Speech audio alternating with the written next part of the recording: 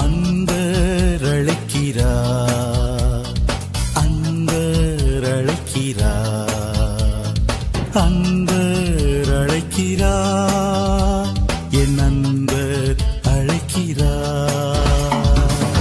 கர்த்தருக்குள் பிரியமான அன்பு சகோதர சகோதரிகளே, ஆண்டவரும் இரட்சகருமாகிய இயேசு கிறிஸ்துவின் இனிதான நாமத்திலே உங்களுக்கு அன்பின் வாழ்த்துக்கள். அன்பர் அழைக்கிறார் ஊழியத்தின் சார்பிலே வாரம் ஒரு வார்த்தை நிகழ்ச்சியின் மூலம் உங்களை சந்திப்பது மிகுந்த மகிழ்ச்சி. தேவன் தாமே நம்மை ஆசீர்வதிப்பாராக. அவரை மகிமைப்படுத்தி நாம் ஒரு பாடலை பாடி தேவ செய்திக்குள்ளாக கடந்து செல்லுவோம்.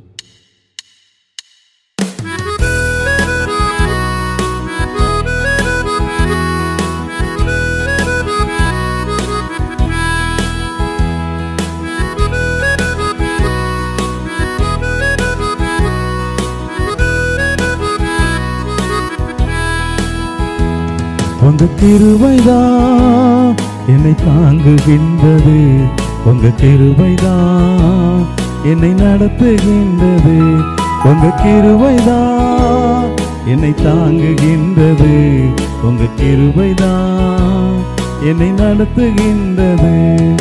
கிருபையே கிருபையே மாறாத நல்ல கிருபையே, கிருபையே கிருபையே மாறாத நல்ல கிருபையே.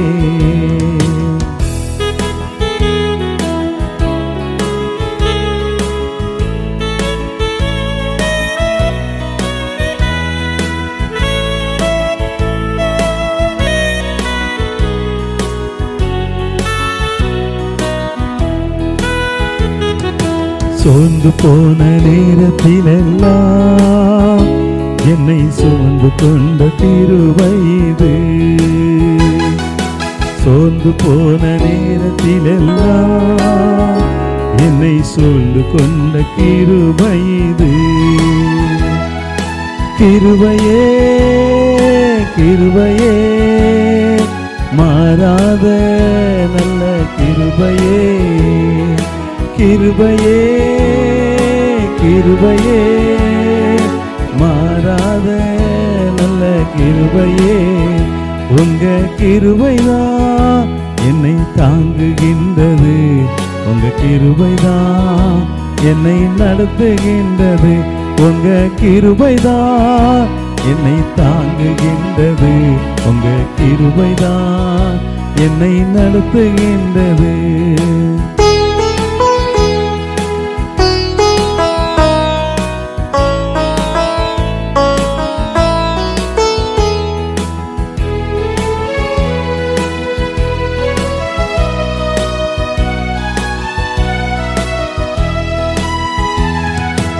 ஒன்றுமில்லா நேரத்திலெல்லாம் எனக்கு உதவி செய்த கிருபை இது, ஒன்றுமில்லா நேரத்திலெல்லாம் எனக்கு உதவி செய்த கிருபை இது.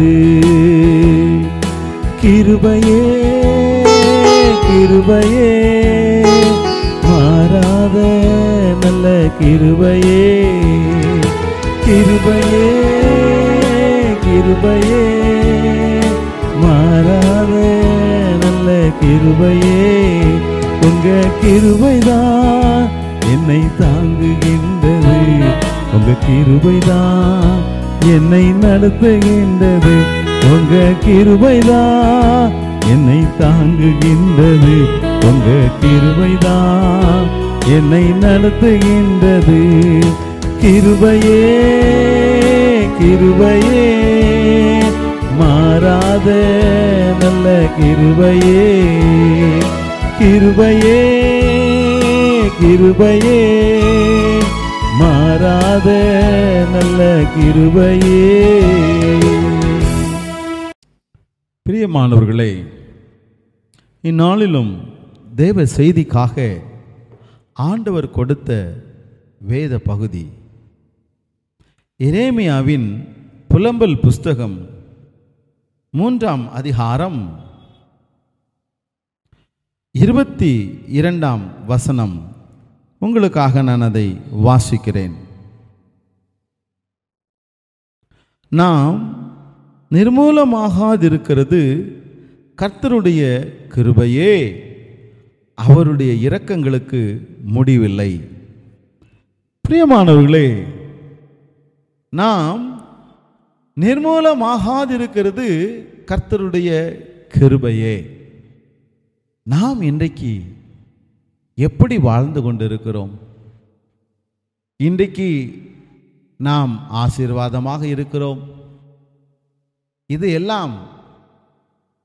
இதுக்கு காரணம் எல்லாம் என்னுடைய ஞானம், என்னுடைய பலம் என்று ஒருவேளை நாம் எண்ணம் உள்ளவர்களாய் காணப்படுவோம் என்றால் நாம் பரிதபிக்கப்பட்டவர்கள். பிரியமான தேவ பிள்ளைகளே, இங்கே எரேமியா சொல்லுகிற ஒரு காரியம் என்ன? நாம் நிர்மூலமாகாதிருக்கிறது கர்த்தருடைய கிருபையே. அருமையான ஒரு பாடலை பாடினோம். கிருபையே, மாறாத கிருபை என்று. அவருடைய கிருபை அளவிட முடியாதது. அவருடைய இரக்கங்களுக்கு முடிவே இல்லை என்று பார்க்கிறோம். அவருடைய கிருபையினாலே இன்றைக்கு விடுதலை பெற்றவர்கள் இருக்கிறார்களா என்றால் வேதத்திலிருந்து ஒரு பகுதியை, ஒரு சம்பவத்தை நான் உங்களுக்கு சொல்ல விரும்புகிறேன். யோவான் சுவிசேஷம் 8ஆம் அதிகாரம் 1 முதல் 11 வசனங்களை நாம் வாசித்து பார்ப்போம் என்றால், அங்கே கிருபையினாலே ஒரு ஸ்திரீ காப்பாற்றப்படுகிறதை நாம் வாசிக்க முடியும். ஆம், இந்த ஸ்திரீ விபச்சாரத்திலே கையும் மெய்யுமாய் பிடிக்கப்பட்டவள். ஆண்டவராய் இயேசு வாழ்ந்த நாட்களிலே யூதர்களிடத்திலே ஒரு பழக்கம் இருந்தது. அங்கே யாராவது விபச்சாரத்திலே கண்டுபிடிக்கப்பட்டவர்களாக இருக்கிறார்கள் என்றால் அந்த பெண்மணியை கல்லெறிந்து கொன்று விடுவார்களாம். இது அங்கே சட்டமாய், நியாயப்பிரமாணத்தின் சட்டமாய் இருந்தது. இங்கே ஆண்டவரிடத்திலே இந்த விபச்சார ஸ்திரியை அழைத்து வருகிறார்கள். இவர் என்ன சொல்லுகிறார் பார்க்கலாம் என்று. ஆண்டவர் முன்பாக அந்த விபச்சாரத்தில் பிடிக்கப்பட்ட அந்த பெண்மணியை அழைத்து வந்து விடுகிறார்கள்.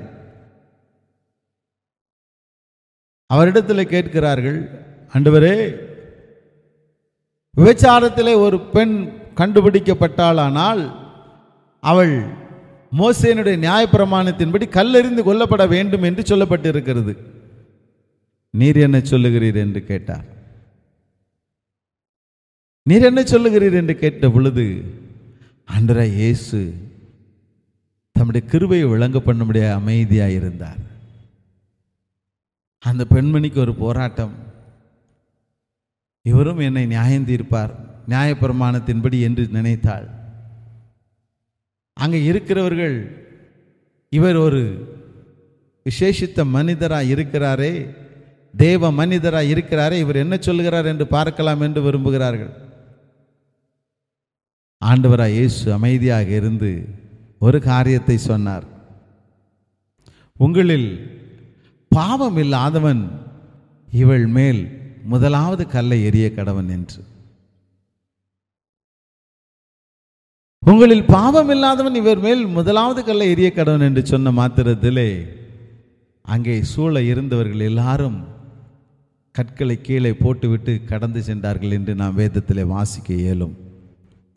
பிரியமான தேவ பிள்ளைகளே, அவருடைய இரக்கங்களுக்கு முடிவே இல்லை. அவருடைய இரக்கங்களுக்கு முடிவே இல்லை. அவருடைய கிருபையினால தான் நம்ம இன்னைக்கு நிர்மூலமாகாமல் இருக்கிறோம். இல்லை என்றால் இந்த உலகம் எப்பொழுதோ நம்ம என்ன செய்திருக்கும், கொன்று போட்டிருக்கும். இந்த உலகம் நம்ம எப்பொழுதோ நிர்மூலமாக்கி போட்டிருக்கும். நாம் இன்றைக்கும் நிர்மூலமாகாது இருக்கிறது அவருடைய கர்த்தருடைய பெரிதான கிருபை. நாம் அதை உணர்ந்திருக்கிறோமா? அவருடைய இரக்கங்களை உணர்ந்திருக்கிறோமா? நாம் உணர்ந்தவர்களாக ஆண்டவரை நோக்கி பார்ப்போமா? ஆண்டவரே, அந்த விபச்சார ஸ்திரிக்கு இறங்கினீரே ஐயா, எனக்கும் இறங்கும். நானும் பாவியாக இருக்கிறேன், பாவத்திலிருந்து விடுதலை பெற விரும்புகிறேன். இனி நான் பாவத்தை செய்ய விரும்பவில்லை ஆண்டவரே. யார் ஒருவேளை இன்னைக்கு பாவத்தில் விழுந்து கிடந்திருக்கிறீர்களோ, யார் பாவத்தில் விழுந்திருந்தாலும் ஆண்டவர் உங்களை மாற்ற, மன்னிக்க இரக்கமுள்ள தேவனாயிருக்கிறார். கண்களை மூடி ஆண்டவரிடத்தில் கேட்போமா? ஆண்டவரே, என் பாவங்களை மன்னிங்க என்று சொல்லுவோமா? வேதம் சொல்லுகிறது, தன் பாவங்களை மறைக்கிறவன் வாழ்வடைய மாட்டான், அவைகளை அறிக்கையிட்டு விட்டு விடுகிறவனோ இரக்கம் பெறுவான் என்று நீதிமொழிகளின் புஸ்தகம் சொல்லுகிறது. நாம் ஆண்டவரிடத்தில் ஒப்பு கொடுப்போம். கண்களை மூடி ஆண்டவரை உண்மையாய் நோக்கி பார்ப்போம். தகப்பனே, அப்பா, எங்களுக்கு இறங்கும், எங்களுக்கு இறங்கும், எங்களுக்கு இறங்கும் ஐயா. என் பாவங்களை உம்மிடத்தில் அறிக்கையிடுகிறேன் ஆண்டவரே. நான் பாவி ஆண்டவரே, பாவியாகி எங்கள் மேல் கிருபையாயிரும் ஆண்டவரே, பாவியாகி எங்கள் மேல் கிருபையாயிரும் ஆண்டவரே, பாவியாகி எங்கள் மேல் கிருபையாயிரும் ஆண்டவரே. எங்கள் ஒவ்வொருவரையும் உம்முடைய கரத்தில் அர்ப்பணிக்கிறோம். நீர் இரக்கமுள்ள தேவன், மன்னிக்க தயப்படுத்திய தேவன் ஆண்டவரே. எங்கள் பாவங்களை மன்னியும், எங்கள் அக்கிரமங்களை மன்னியும், எங்கள் மீறுதல்களை மன்னியும். எங்களை தாழ்த்தி அர்ப்பணிக்கிறோம். தேவரீர் எங்களை நடத்தும், உடைய இரக்கத்தினாலே நடத்தும், தயவினாலே நடத்தும். தொடர்ந்து நாங்கள் உமக்காக எங்களை அர்ப்பணிக்க உதவி செய்யும். இயேசு கிறிஸ்துவின் இனிதான நாமத்தில் ஜெபிக்கிறோம் ஜீவனுள்ள நல்ல தகப்பனே.